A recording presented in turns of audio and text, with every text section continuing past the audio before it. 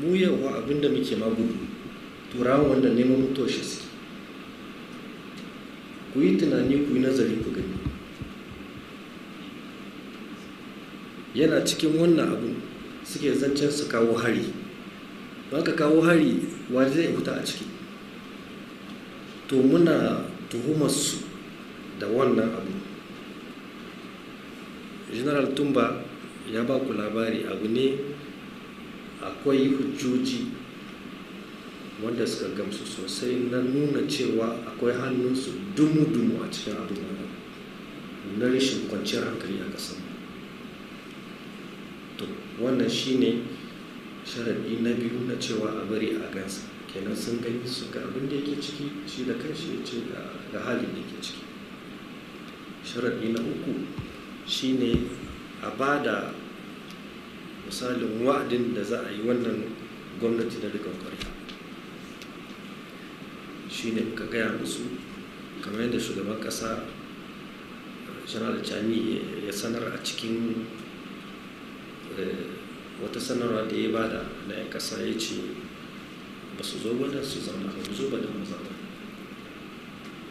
Za a yi rikon ƙwarya da lokacin da ba zai iya wuce ba shekara uku. Sai suka ɗauka ya ce zai yi shekara uku. Kowa ya gani, har ya sa waɗannan malamai na Najeriya suka dawo don su samu tabbatar da cewa haka ɗin ne. To na farko nuna hanyar yarda da su, na biyu a bari su je su ga shugaban ƙasa, na uku tsohon shugaban ƙasa, na uku a ba da misalin lokacin da za a ɗauka na gwamnatin rikon ƙwarya. Kenan mun cika dukkan sharuɗan da aka ɗora mana. Suka ɗauki jirgi suka koma. Muna jira a yi kiranmu a ce mana an ɗage wannan takunkumin. Sai muka sake samun wani sabon sharuɗa da aka ɗora. Kai har ya kai inda muka mu abin muka gaji da shi, muka mai da hankali wurin yaƙi da wani ta'addanci da ake kawo. Magana ta biyu ita ce da makwabtanmu mutanen Algeria.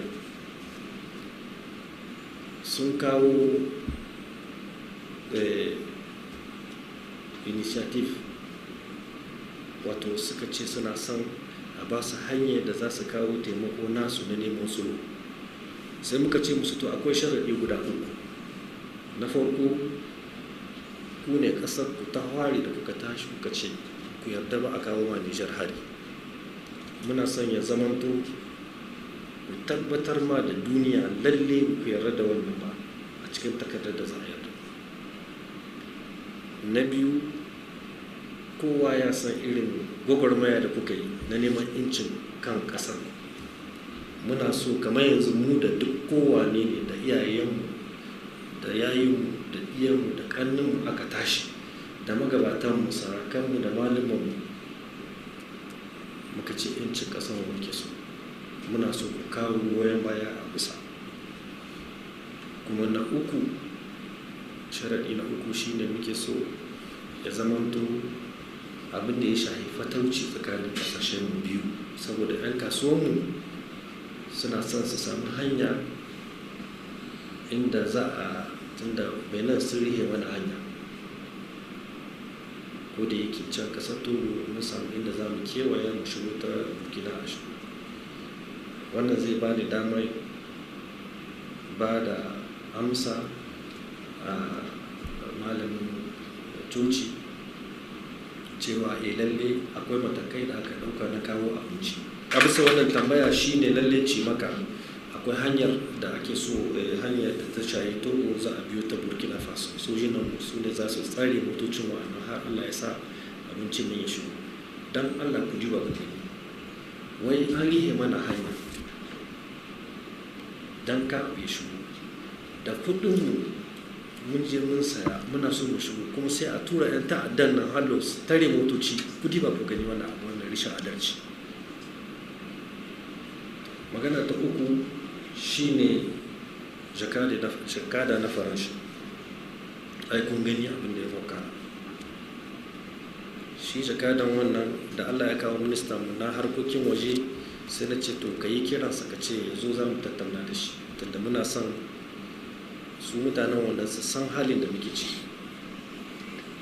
Wai sai ya ƙi ba shi amsa, sai ya ma buga takardar ministan nashi ya aika mishi message basa telefon. Na ce to ka sake aika mishi takarda a rubuce ya san lalle kai ne minista.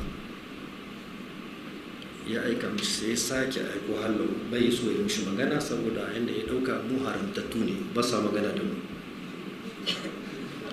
Sai na ce to ka ƙara aika mishi takarda wannan sa'i, ka ce mishi prime minister yana so ya zo mu tattauna, tun da su can masu gidan shi sun sa a yi kirana. Sai cewa ba zai zo ba saboda yana tsoro a kashe shi. To ni da kaina na je na same su, a ce wannan mutumin a baya shi kwana 2 ya bar kasan, wannan rashin kuma ya tayi yawa. Shugaban kasa da su duka suka ba da goyon baya, suka ce ya fita ya tafi yasa. Kowa ya gani inda shugabansu ya fito ya ba bakere, ya ce ba zai tafi ba, kamar dai gidan uwayensu.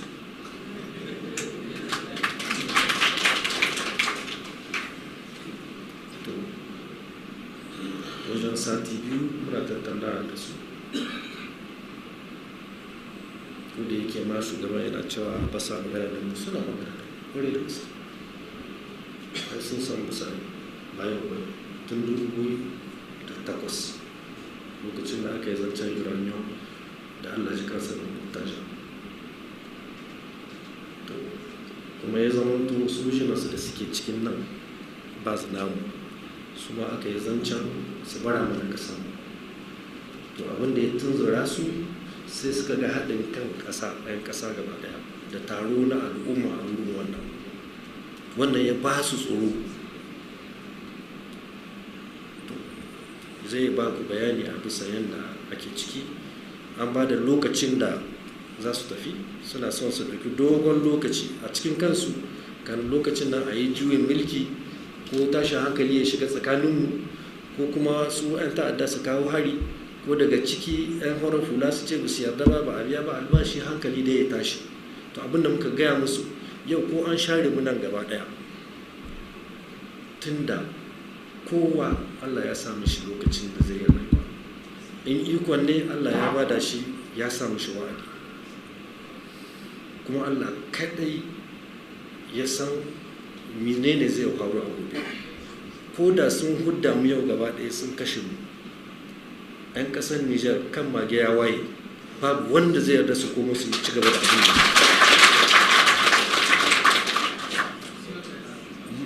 muka gaya musu. Muka ce musu yanzu mu ba son tashi hankali, su tattara kayan su tafiye su.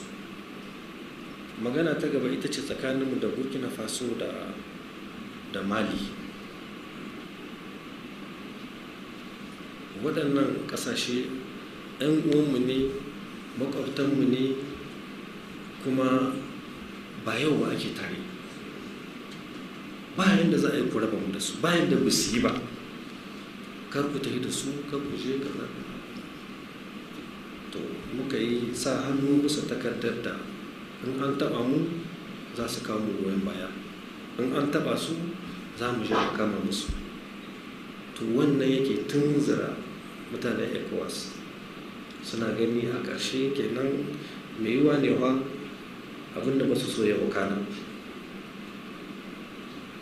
To ba abu bane ba kaɗai na tsaro, tunda akwai abin da ya shahi na cigaban ƙasashenmu, abin da ya shahi fatauci, da abin da zai kyautata rayuwa ta al'umma, kuma wannan sai illa masha Allah, insha Allah za mu ci gaba da su.